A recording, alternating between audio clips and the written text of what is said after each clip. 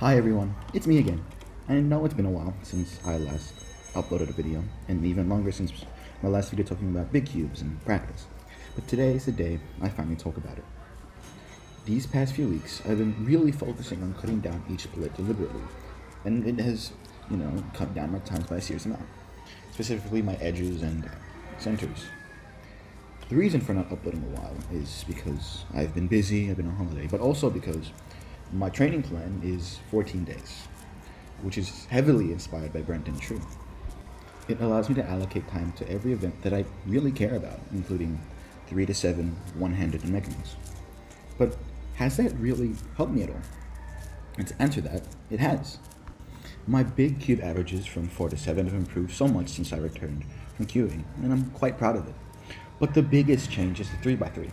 I've been getting sub 11 and sub 10 averages consistently. My first time breaking these barriers in a long time. Having a training program allows me not to think about what I have to do for practice and just go straight into it.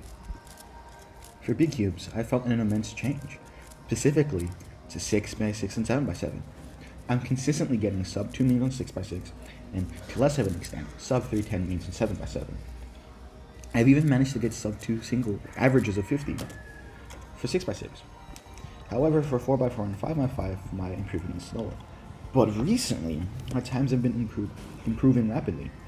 Originally, when I wrote this script, I wrote that a mental block stopped me from achieving sub 30 and sub 1 singles in 4 and 5 respectively. But this last week, I've been consistently being able to achieve those times in both of these events. During these practice sessions, the pre-planned program helps me to focus on what I'm working on. Whether it be comping or working on my splits, it's been a great help. For example, my first 2 centers to edge on 6x6 has dropped from 35 to 29 seconds. A 6-second improvement, which is a massive step in reaching consistent sub 2 means, sub 2 averages, even sub 2 averages of like 100. Or practicing ZBLR or ZBLS, helping me to get past my own laziness. Under the new training program, I've broken PBs, not just singles, but averages of 15 all the way to 100 globally. All my events have seen improvements, and improvement is usually good. However, after my last comp, which I talked about in the previous video, I've realized that there are still massive gaps in my plan. I've realized that though comparing it to bodybuilding is useful, a better comparison would be to something like soccer, basketball, or volleyball, where rest, whilst important, should be shorter and developing skills is much more important. What I'm saying is that training for cubing should be denser, where you're training multiple skills every day and maintaining others. Throughout the last few months, I've noticed that progress has been slow, yet also fast. What I mean by this is that my times are inconsistent, and often improving on one cube means getting worse on another, which I plan on changing, because the density allows me to focus on a lot of things at once and allows for change to happen quickly and more easily. Thank you for listening, that's all.